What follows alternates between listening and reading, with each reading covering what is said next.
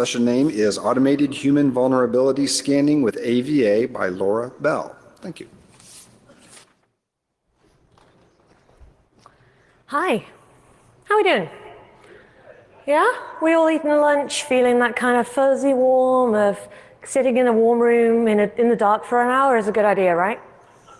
Okay, let's get started. My name is Laura. I'm not going to dwell too much on that because we've got a lot to cover. I'm going to break a few conventions. I'm going to encourage you to go and use the social universe. There are a couple of, sorry, it's very echoey. I'm going to step back a little bit. Is that a little bit better? Right, I'm going to encourage you to use the Twitters. I want you to get involved with this discussion. And as we go with this talk, you'll realize this really is a discussion. We're about to talk about things that might make you feel uncomfortable. Now, I say might, but having spoken about this a few times now, I know that some of you will feel uncomfortable. Previous members of audiences have said that I should be thrown in prison. So either way, I'm really sorry. But I'm kind of not. Because it turns out I want you to feel slightly uncomfortable. We are going to be discussing things that are some of the squishier areas that we generally avoid in security. We're going to be talking about things that go against how we relate to other people. You see, I like people. That's the mistake people make. They think that because I want to do bad things to nice people, that I'm a bad person and I inherently don't like people. Well, that's not true. I have a young daughter. I'm invested in creating more people. I think people are pretty awesome. So I do. I really like people, and I like them so much I want to protect them. And I want you to go to your organizations or wherever the hell you've come from in the world and protect your people. Because I've been to the vendors, you know, I've been around the Hall of Wonders, and I've been told we've conquered it. We have secured our border. There is a magic box that will secure our applications. And threat intelligence is not just a rare unicorn now, it is cattle. We all have these things in vast amounts for our very skilled, dedicated security teams. Sorry, yeah. Turns out, however, attackers are relatively lazy. We're not really interested in proving we can best your technology stack. Penetration testers are very rarely interested in proving that Microsoft have bugs. They're interested in seeing what they can use those bugs to attain. So if we've secured our border and we've secured our applications and we have threat intelligence so we know what is coming for us, then if I'm the attacker, and it might just be me, I'm going after the people. Because if you read the study in the register last week, for $100, people will give you pretty much anything from the organization. Now, I'm pretty bad at maths, but when it's going to cost you $100,000 for a border device, I think the investment is kind of outweighing the cost of an attack. People are the path of least resistance, and we have to do something about it. So in this talk, we're going to cover three things. We're going to talk about the problem with people, why we need to protect them, and what we're doing and what's going wrong there. I'm going to introduce a tool, but I'm going to again break Black Hat convention. I'm going to release an unfinished tool, a tool that actually needs further help and development. You see, we don't sell the tool, it's open source. And the reason it's not finished is we've got questions and we need people like you to answer them. Then we're going to look at some of the challenges here and the reason people think that I should be in prison and the reason that people don't want to talk to me anymore and the reason that we try to avoid talking about personal security at all. Because we're really, really comfortable when we talk about technology. When we talk about technical vulnerabilities, it's easy, right? We have a language system, we have taxonomies, we have CV, SS scores. We've got it down to an art now. We don't empathize at all with our technology. It is just a machine. You know, when we're doing a vulnerability assessment or a penetration test, we're doing the logical equivalent of smashing it with a big hammer. But we don't care. It's not going to cry. It's not going to complain. It's a computer. People, however, are a big part of our system, and they're over a third of what we're not looking at right now. So we've got technology space, we've got the personal space, we've also got process. So in our technical space, we're mature, right? We're actually commoditized. Penetration testing is a race to the bottom price-wise at the moment, as many firms will attest to. Vulnerability scanning is something you can do yourself with a device in your environment. Processes are audited. Now, audit might be the devil's work, but still, we're doing it. We have a mature system in place. Many compliance firms or compliance regimes are making a lot of money out of that. It's going to be a good thing. So what are we doing about our people? What are we doing about the squishy stuff? So let's figure out the problem with people. Human vulnerability, as in things in our humans that make them susceptible to risk, likely to be hurt or exploited, is actually really natural. It's part of what makes us the society we are today. Vulnerability comes from all sorts of places. It comes from that fear. You know, that fear that we're going to be harmed in some way physically or mentally or emotionally. We'll be discovered. That, you know, I'll close my eyes for a second, but raise your hand if you make up your job for a living every day. You know, nobody wants to raise their hand, but actually professional life is about making things up quicker than the people around you. We are vulnerable all the time and we hide it. We don't want to talk about vulnerability. Love makes us vulnerable. The things we love, you know, the fact that you like that cheesy TV show and you watch 6 hours of it a night. The fact that you spend, you know, all of your free time and money on whatever hobby you're obsessed with. The fact you fill your life with people that you care about. All of these things make us vulnerable. If you ever go anywhere near kind of these spy movies and things, you notice when they're going to, you know, exploit a person, they're trying to get a lever. And they'll do it with either fear or they'll do it with love. They're going to damage something you care about. There's vulnerability there. We're also a really strange creature because, you see, we think we understand people pretty well. And we go, well, no, it's fine. We know people will react in, you know, X, Y, and Z ways. But people are like water. We do anything in our power to get to what we're going to try and do. It's why technology adoption of things like encryption is so poor, because people don't want to spend time on the journey. They're interested in sending the email, sending a message. They don't want to have to deal with PGP. And then we get surprised as a security community when we can't predict them because we've assumed we already knew, so we didn't pay attention. We need to change some of these things. We need to kind of embrace them. We need to challenge some of them. We need to find a way to do defense in the human security space. Now, I'm standing on the shoulders of giants in some ways. Chris Hagney and all of those professionals in the social engineering space have been doing the offensive side very well for a number of years now. In fact, there are a range of great books. You can buy them from the Black Hat store here today. That I just go and read them. I don't get commission, by the way. I just think they're good books. But you go and find one about defending large numbers of people, not much at all. We like the attacking. We like the offense because it's glamorous. It makes us feel like we're being a spy or being deceptive. But in fact, it's the defense that's important. And then comes compliance. So PCI Compliance, just to name one, and I'm not picking on them, there are many equally terrible regimes. They have a nice checkbox and it says, every member of staff in your organization should be given information security awareness training. Fantastic. That spawned an entire industry of learn to click left video learning. So we have trained an entire generation of our staff to get to the final exit button as quickly as possible. So we learned very quickly to find the button that said next, or to hit enter as many times as it would allow. In some systems, we learned how to do SQL injection purely because that's the best way to get 100% on those things. So we do video training, we do e-learning, that's going super well. We tick boxes, we're compliant, yay, certificates, hurrah. And we make posters. So, security awareness education really sucks. How many of you have inflicted this on someone in your company? I've done it before. I am guilty of this. It really does suck. If you've not put yourself through it, I do encourage you to go back to your office and put yourself through your own course. This is an example of a poster. If you go and Google information security awareness poster, these are the types of gold we see. Don't share your password with others. It's like your toothbrush. Change it often. So, how long do people leave between changing their toothbrushes at the moment? You don't want to know that number. That number is not good. This is not a good analogy.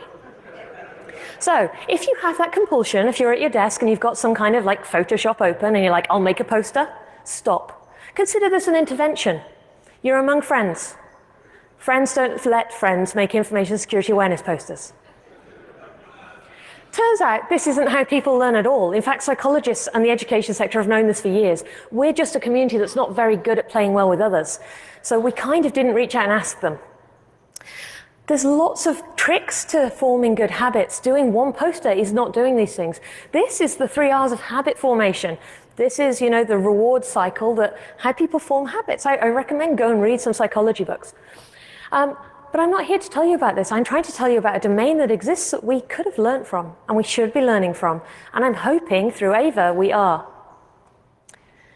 One of the most despicable things is that we shame victims of information security attacks. In New Zealand, where I come from today, there have been giant government breaches where it's been caused by nothing more than someone trying to be helpful.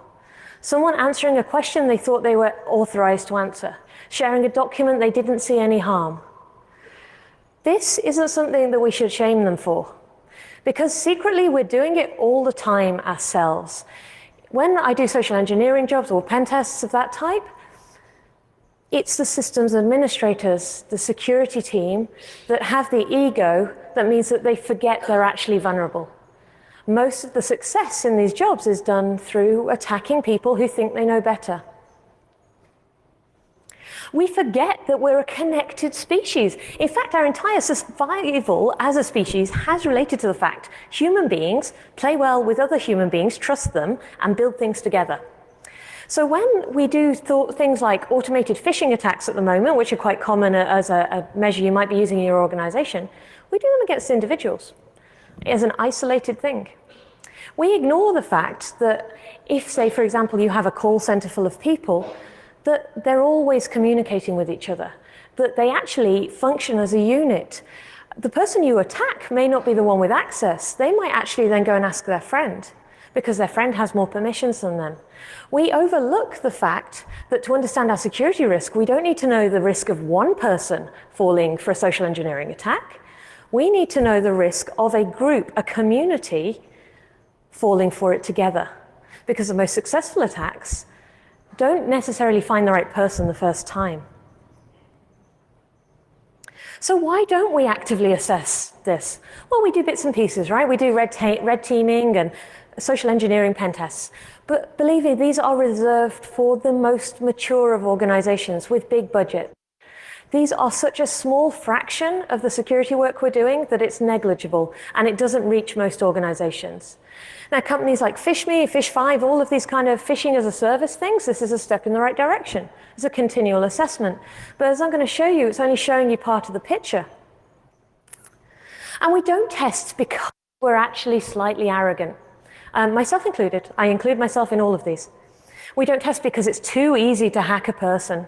You just tell them a lie, offer them candy, give them $100. We don't do it because people can't be taught. People are lazy and stupid. That's people other than ourselves, obviously. We don't need teaching because we're better than them. But the reality is, we aren't lazy or stupid, and we can be taught. We're just really terrible educators. Really awful. We don't test because it makes us feel uncomfortable. We don't engage in this because it makes us feel weird, and people might get fired because it's hard and because we have no fricking clue how we would fix it. Knowing that you're broken is really, really scary. Knowing that the system you've built could be compromised by a simple thing like an email or just somebody finding a USB stick is terrifying, because we spend millions of dollars a year building these giant castles, and we're going to be let in by somebody politely at the front door. Border devices aren't enough. I went to a talk about 6 months ago, and they said, it's okay, my spam filter will stop it all. Now, border devices are great, and they are necessary, and they are part of defense in depth. Fantastic, keep doing that. But really, they are not enough. For every time we create a device, the offensive community is ahead of us. They are adapting, they are evolving. There is such a fragmentation and evolution pattern in the offensive space that our border devices have no hope. There's no way we can predict how these things will mutate next. Now, this might change one day, but right now we're not there. But we spend millions of dollars a year on these things and hope they will just save us. So I'm going to tell you about AVA. AVA is a tool that I built to scratch an itch. I had a theory. I was getting frustrated. I couldn't communicate in an organization how the risk in their people looked, how the organization fitted together, and how they responded to a range of risks. AVA once used to stand for something, I'm sure, but as most acronyms go, it's pretty useless. Let's just call it AVA. It's a first-generation proof of concept, 3-phase automated human vulnerability scanner. That sounds very swish, doesn't it? Basically means Python code. Python code that nobody's written like this before. And I wish they had. I'm not trying to say I'm super clever or anything. I'm trying to say I can't find anything that does this, and I think it's important enough that we do it. So it's 3-phase. Let's talk about the phases. The first phase is no. Turns out we don't know what our organizations look like. We don't have the faintest idea. Do you remember those polite diagrams I showed you on your first week in your job where it had one person at the top and then like 6 million people at the bottom and you were somewhere down the bottom and there was a nice hierarchy? That's not how our organizations look. If you start looking at the interactions between people, how they communicate, if you look at the permission structures and who has access to what, that hierarchy that we believe exists is very, very different.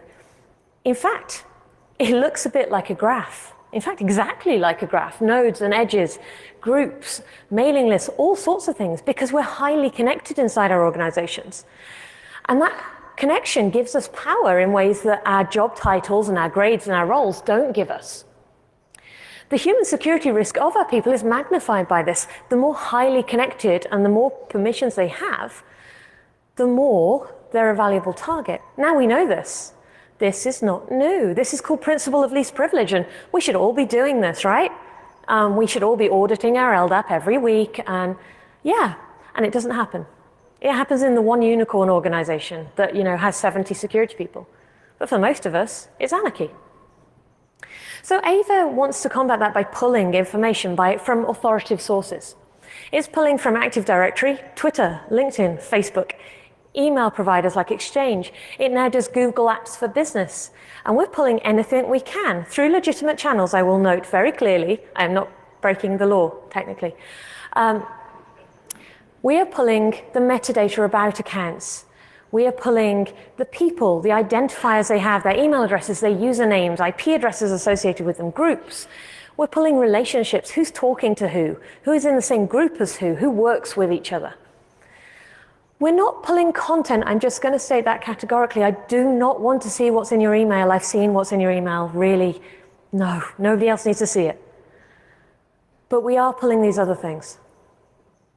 And we're pulling friends and contacts. We're pulling the frequency you logged in. We're pulling how many times your password has changed and when it last changed. We're pulling, are you administrator? Are you a member of a group that has inherited administrator permissions?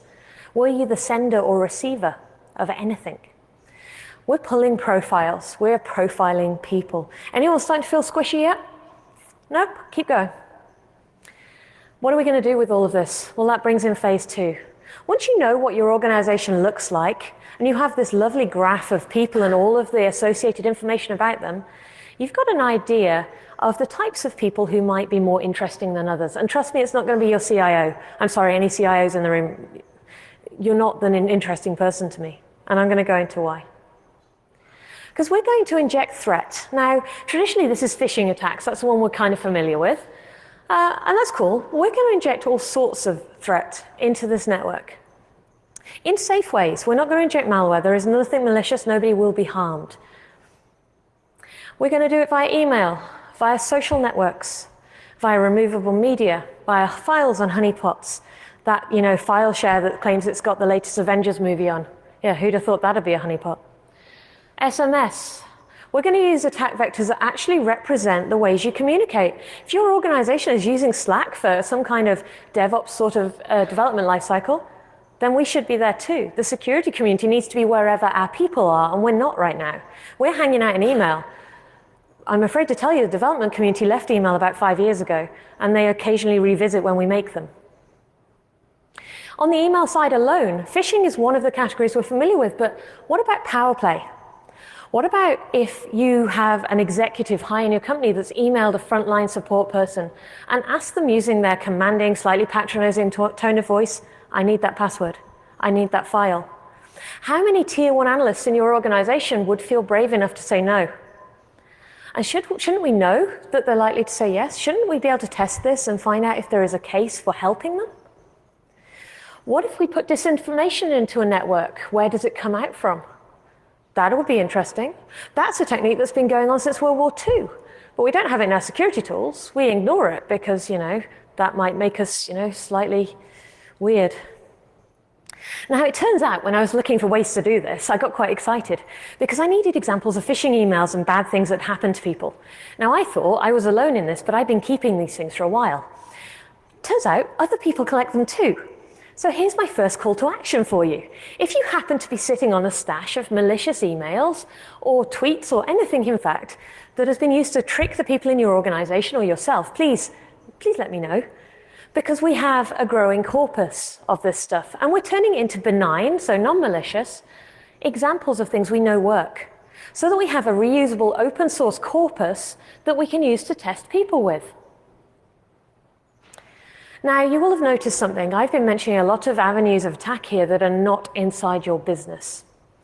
I've been mentioning LinkedIn and Twitter and Facebook, and that's because these are the places your people are actually hanging out. I believe we have to take a step and we have to go from just the systems we look at and we control and we bought to the systems people are actually using. I had a client, really lovely, very small client, had very, very posh, fancy, Active Directory-based systems that they built their domain around. But it turns out that people on their front line couldn't really figure out how to share the data they needed. So they'd always found resistance from IT, so what had they done? They set up a private Facebook group with the person they wanted to share it with, and they shared consistently files over that private Facebook group for years. Now, think about your organization. Would you be aware if people in your organization would pop in their work documents in a Facebook group? Probably not. This is not going to show up in your logs. Your fancy border device is not going to tell you this is happening. Because there are legitimate reasons they're probably using Facebook during the day. Most of us have a relaxed policy around this now. So why on earth have we filled our organization full of people who will take the path that is least painful to them and expect them to do anything but use their social things too? We need to go there as security people in a calm and constructive way, but we need to go there. We need to do it all the time. Security fails when we dress it up like a special event. When you go into audit somewhere and it's just once a year, they pull out that person in the fancy suit that they've drilled with the answers. And they feel really good and they have a little party at the end. But nothing changed. We didn't prove security happened. We proved that one person in a really nice suit can answer interview questions. We want to be able to do it instantly. We want to do it on a scheduled basis, and we want to do it recurring. And we want to do it over different groups. We want to be able to segment who we send things to and when. We have to give the option of succeeding. Now, it's all very well saying, well, you failed this test, you clicked on the link, you went to the bad site. But are we giving people the option of going, actually, I saw this thing and it looked really dodgy, but I thought you should know, you're the security team and I trust you, and look, you should look at this, it's awesome. Do we ever give them the option of succeeding? So let's make it okay for them to bring their crazy to us. Bring the things that look a bit silly, the ideas you heard going on in the office, and make it safe to do that. And reinforce good behaviours. Wouldn't it be amazing if in your team, one person failed a test and the rest didn't? But instead of them laughing at Bob or Betty, they said, oh, hey, let's talk about that. So I thought it was dodgy because I saw this typo here. Did you look for that? Oh no, I saw this over here and I thought this made it look real. What if people that aren't security people were having that conversation? We wouldn't just have one person paid to do security, we would have an organizational security army. And then we want to do analysis. We want to look at behavior over time. Can we correlate what is happening risk-wise with what we're doing to our people? So if you run your training, where does that fit on your timeline? What if you've hit a really busy period and the executive level have said, you will work more hours, you will get the job done? Can we correlate an increase in poor security behaviours with periods of high stress in our organisation? Can we categorically say that the cost of you having a high impact release this month didn't just affect us in terms of overtime paid, it increased our security risk for our people? That would be a powerful message when we're planning things, when we're trying to avoid burnout and stress in our teams. Going back to that training, how many of you have ever been to a training course? I've been to many. I've spent hundreds of thousands of dollars on this over my course of my life. Training is big business. Imagine you could actually measure whether it worked or not, whether it actually worked for your HR team, your sales team, or your tech teams. What if you could then choose whether you bought the same training again or whether it needed to be something else? We don't have that power right now. We have no way of measuring our effectiveness of our training. And then there's a couple of things on the edge. Now, I love graphs. I'm a bit of a data nerd. There's some really fascinating graphs that you can look at, and there's properties of graphs that we should probably be looking at. Who are the weak bridges? Who connect communities in our organization? Now, these are going to be the people, you know them. You know them probably quite well. They've been in your organization 7 or 8 years. They've moved a couple of jobs. They're really friendly, and they're the person who gets the job done. So when you're struggling with the change request process or, whatever requisition process, they're the person you know in the back of your mind, well, if I just went to see them, they can help me. They always do. They're amazing. What if we can spot those people? What if instead of making that go away, we can understand what role they were playing and actually try and build that naturally into our organizations in a safe way?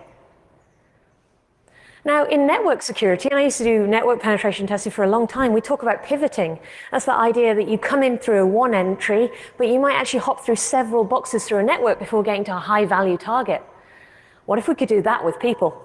What if I could tell you where I would get in, so who is most likely to take the initial bait, but then who is going to be the person who follows through with the next attack? How can I pivot through your people? This is why people find this uncomfortable. This is not talking about people and their emotions and their feelings. This is people in the same way we talk about servers. And you know what would be fun? Said no one ever. Predictive risk behavior analysis. It goes all Minority Report at this point, right? Can we prove from past behavior what they're going to do in the future? No, probably not. But we can probably look at this as an interesting place to gain insights we're not even aware we could have yet. Now, there's some boring technologies involved. I'm not going to patronize you by going through this list. We use Docker. So before anyone tweets me and goes, oh my God, Docker insecurity, I've had that conversation. Just, save your time. What I'm trying to say here is these are open source technologies, all of them. It's an open source project. It's out on the internet. The code is there.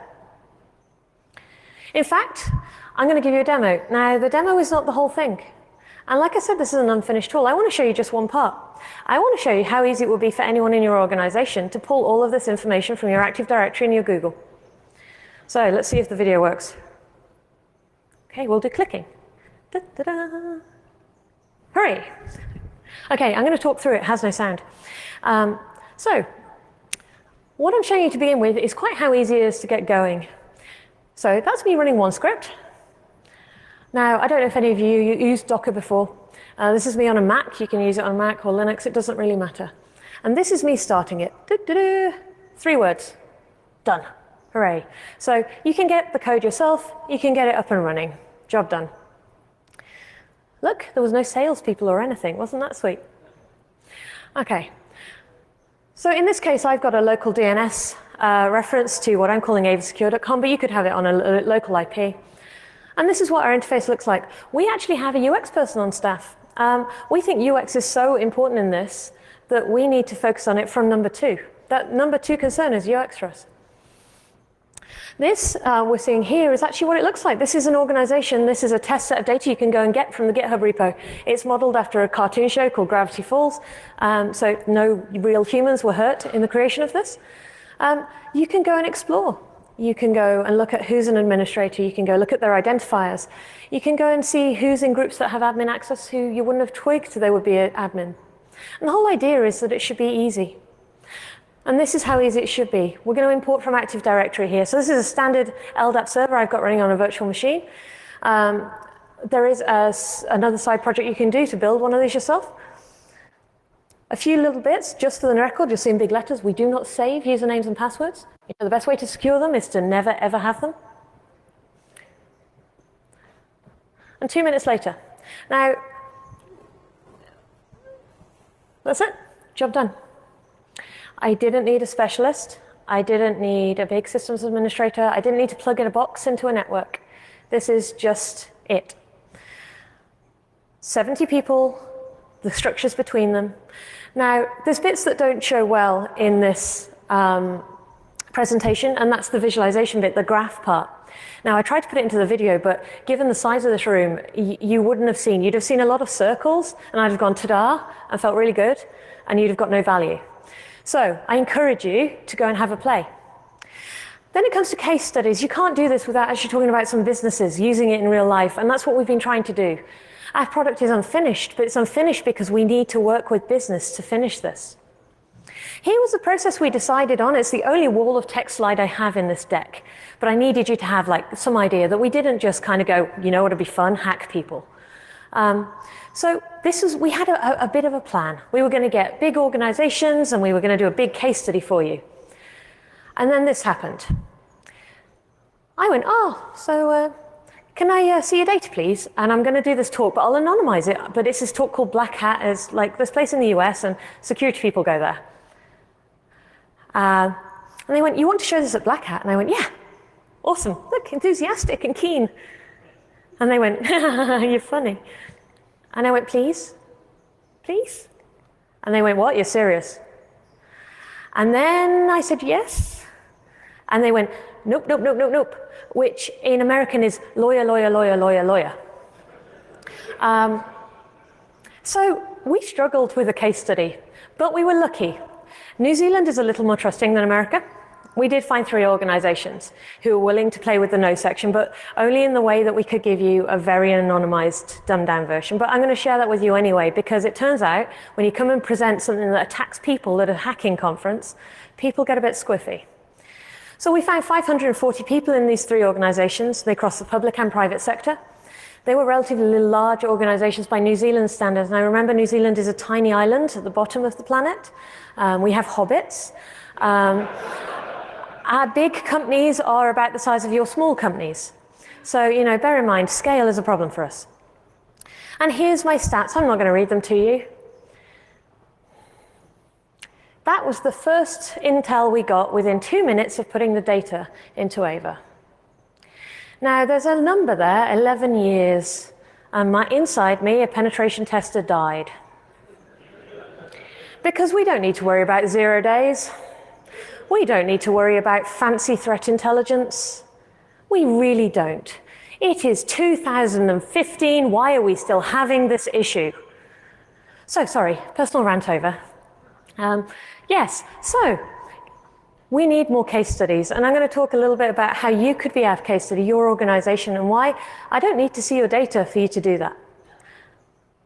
But before we get to that, there are some challenges, and there's some things that we need to consider. You see, this is actually what I'm calling a public interest security tool. This is a tool we need to talk about not just inside our community, but actually with everyone in our organizations, because we are about to look into an area that is going to make people deeply unhappy. And we need to do this very carefully, and we need to do it very consciously, and remember that our view of the world as security people is not the same as everyone else's. With the traditional security program change, where we start to embrace threat intelligence or application security, it's a top-down sell. You sell to the C-level, they're the ones with the money, and everyone else follows suit because now they've got an expensive device and somebody who cares about it. In this, we have to sell it from the bottom up. You may, get hold of a copy or, find a tool that you're paying for. But if your people revolt at this point, if they pull out their terms of service for their employment agreement and say this is a human rights violation, which we've heard before, then you've got a problem. You can't just vulnerability scan people if you don't get their buy-in first. Common question, is this even legal? To be quite honest, probably. Maybe. Definitely sometimes. In Australia, for example, it's illegal to send spam email. But is it technically spam if it's inside your systems from an account you control to people that you employ? Is that still spam? Is it okay to pull together lots of information? Is there any guidance around that in the law? The answer is no. In the US, you've got a lot of constitutional rights that would be an interesting discussion in this space. We don't have them in New Zealand and Australia, and I'm not qualified to talk about them. But I do really think that we should be having this discussion. Is there something we need to do here? Do we need to make sure we understand the law? Because we certainly need to protect our people. Now, the trick for us is that we're looking for publicly already published information. So if somebody has already got tweets out there, or they're already publicly sharing things on Facebook, like you don't have to be a friend with them to see it, then is it fair game? Your LinkedIn profile, which is like a honey trap for recruiters, we put them out there, you know, with the little sparkly bits and say, come find me. Is it fair game because we intentionally put it out there? I don't know, but I think we need to ask. I think we really need to start to care. Can we do this without compromising privacy? Now, this is a really sticky subject. People need to protect their privacy. It's a foundational right we have as human beings to privacy, and I am a firm proponent of privacy. And that's about the ability to know what somebody has on you, the ability to update it, to get it deleted, to ask about it. We think this is such a problem that there's actually another talk you can go and watch. We did a talk at OSCON just 2 weeks ago about the ethics of open sourcing weaponizable code. It turns out there hasn't been a lot of public debate about this. We wish there had, because we'd have somebody to go and ask. We want to get people answering these and asking these questions. We formed an ethics and privacy board just for our tool. We joined together using Slack, the communications platform, and we're hoping to have an objective, representative, independent and collaborative group of people challenging this tool and tools like it. Because I firmly believe we need to do it, but I know I don't know all the questions here. And I know if I don't go and ask, if I don't find the people in the world who can represent their minority or their specific set of needs and concerns, I'm going to overlook something. My team will overlook it. We as a community will overlook it. And it doesn't matter when we do that with computers. We can just retrofit, it's fine. But people will get hurt if we don't do this right. New members are welcome. Please do come along and apply. You can drop us an email. We also have an open plain English policy. You will notice if you go and look in our GitHub, we have a privacy policy. We have a code of conduct. Now, they're not enforceable. You know, this is a Git project. You could go and put it in your environment. You could do whatever the hell you like with it. You fork my project, it's going to be like Gremlins. You know, I started with a cute little thing, and then you go and turn it into something that destroys New York. We try and be very open with what we're trying to do. So I encourage you, if you're interested in the space, to work with us to contribute to our version and help us keep in that path. All of our guidance is written in plain English. If you find it difficult in any way to understand, we have failed. Help us make it even easier to understand. We will fail if we make this complex. If people outside our community can't understand, we fail. We need to provide people with the information they need to protect themselves and their privacy. One of the first things that came out of our privacy board, and one of the questions that was raised was, so you show somebody all of their information, you've got all their information, what do they know about it? So we've made a change. The new version we're currently working on is going to, the first thing it does, before it tells the security owner of the tool that they have someone's data, it tells the data's owner. So if they pull my data, for example, I would get an email saying, hi, this is an email from AVA. Your company, your boss, has decided that protecting you is important. Would you like to see all your data? The first person and the only real person who is entitled to see all of their data in this tool is the owner of that data. From there, we hope to show the extent of what was available, where we found it from. There's no magic here, there's no secret source. And we hope to give them the option of changing that. Give them the link to the Facebook page where they can change their privacy options. Give them the link to some guidance on how to do this better. We want to give people an option of success, and that has to be continuous. It has to be available to everyone, and it has to be tightly controlled. Oh, and then is this even technically possible? Because it turns out this space is relatively challenging. I started writing this with the typical Kiwi attitude of, how hard can it be? Turns out quite. When you're dealing with a lot of different systems and different integration points, you've got complexity. We're talking about scale of data that is really immense. Now, processing large sets of data, or big data, as they like to call it these days, isn't hard. Doing that in a way you could actually visualize it on a screen and a human being can actually deal with it and understand it is terrifying. I've been talking to a lot of you around this conference today, and one of the startling things that I always get surprised by, but with American companies, is that companies that consider themselves small have 50,000 people in them. We are talking a scale we cannot visualize simply. We need to do some work on it. It turns out we also learned there's a reason why compromised email accounts have a really high market value. That's because it's sort of dubious creating them, and they're really hard to maintain. You have to maintain convincing aliases for a tool like this. This is something that AVA itself won't help you with. You would need to manage this. If you are actually a scammer, or that's why you're making money. This space is hard. It's hard to manage, and it's a problem we haven't quite cracked yet. We're trying hard, but we haven't cracked it. And we don't just need email accounts. We need LinkedIn profiles, Twitter profiles, and they need to be active and convincing. Because it's all very well compromising someone who is careless enough they just looked at an empty profile and believed it. But what if it looks convincing?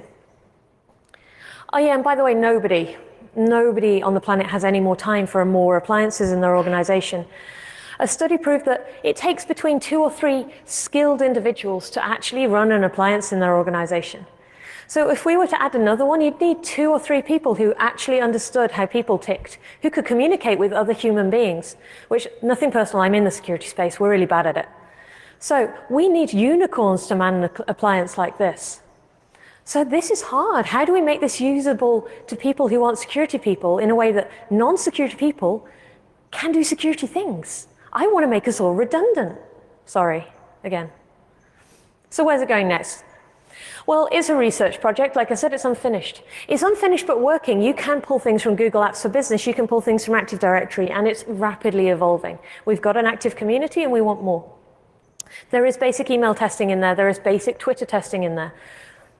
But we need more testing of it. We need continuous integration. We need a roadmap. We have been bootstrapping initially in nap times when my newborn daughter was teeny tiny. It was written in hour-long chunks. Now we have a real team, and we are refactoring and making it into a sensible, proper engineered application, but this takes time. Like I mentioned with the appliances, many organizations we spoke to really want to do this, but they don't know how to do it themselves. And I think we're going to have an emerging space come through of security culture as a change. Now, if you come to this event in 3 years and that vendor hall is full of this service, don't buy a magic box. Please do not buy a magic box. If you cannot see what this is doing to your people, if you cannot engage with them on an ethical debate, walk away. We want to integrate more. We're currently already integrating with Google. Hi, Google people. I've been trying to contact you for a while. Facebook, Twitter, LinkedIn, Slack, GitHub. If you can name a place where your people are hanging out, sharing information, we want to be there. We don't want to be there in a dodgy capacity. We want to use APIs. We want to integrate properly. We want to work with trust and security teams for these organizations. But we're having difficulty reaching you. You don't answer your email. So please, hi, we should talk. There's plenty of room for contribution here. We are growing our team slowly, but like I said, we're bootstrapped. We don't have any crazy funding. But we have an ethics board that needs people. We need developers. We need people who do documentation. We need sociologists. So if you know a tame sociologist, please send them my way. And most of all, we want volunteers. I want volunteer organizations to come and do safe, consensual human security science at scale. I want big organizations to be brave enough to come and show how they're made. I want you to show in an anonymized way how your people connect to each other. What would your graph look like? What were you surprised by in your findings? Because when we start having this debate, when we have this discussion, our people start getting more secure. And it's going to take leaders, big organizations, to do this. We can have the ideas, but without the support of those, without someone being brave and open to being vulnerable, we're never going to get anywhere as a community. We have a problem with people. It's big. We have more people in our organizations than we know what to do with, literally in a security sense. AVA is an early stage alpha product. You can use it. It does work. You can contribute to it. You could deploy it today with the Docker scripts. But the road ahead is really hard. We need to be able to protect our people. That's a genuine need, but we have to do it ethically with privacy in mind. And we're going to have to sell security to our entire organization for the first time in our history. We have never had to do this before. If you want to learn more about AVA, this is all of its contact details. It has a website. There is a read the docs thing that's got a whole get involved page and many places to come and talk to us. We have an email address. We even answer it. Hey, Twitter. You can get us on GitHub. It's easy. You don't have to be technical. If anyone has any questions, though, any part of this concerns you, or any part of this you think needs raising loudly in a room full of people who share your concerns, now's your time. There's a microphone just there. We have 4 minutes and 20 seconds, according to the clock. And if not, I'll be around afterwards. Thank you very much.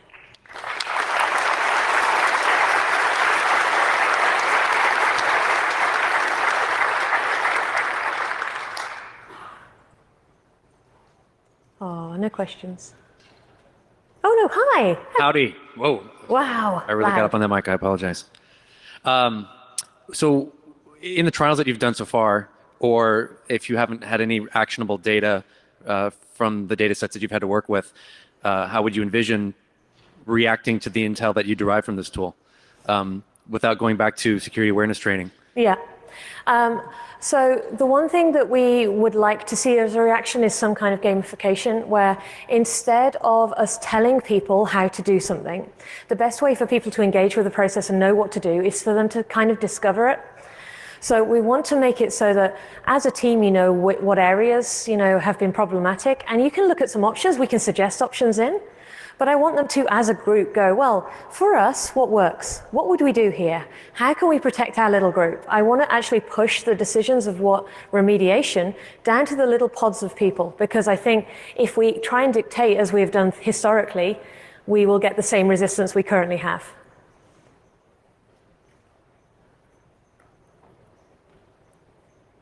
Hi. Oh, it wasn't. It was exciting. Hi. First, I want to applaud you for your bravery in doing this. This is absolutely amazing. And as a human, I would love to see that data about my own connections to people in my organization.